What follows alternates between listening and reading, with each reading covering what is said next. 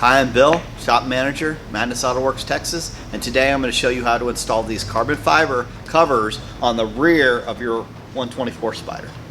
Alright, the first thing you'll want to do is take them and test fit them. You always want to test fit before you start trying to glue or anything like that. And that is a great fit.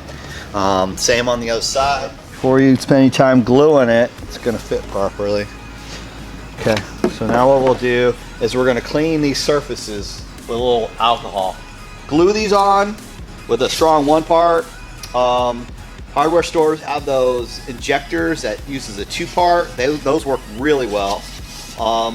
Or you can use just double-sided tape and put it down in here and just stick it on. I'm using a strong 1-part. One reason is we're in Texas, so double-sided tape can't come loose. So I just use it works well for me, a strong 1-part.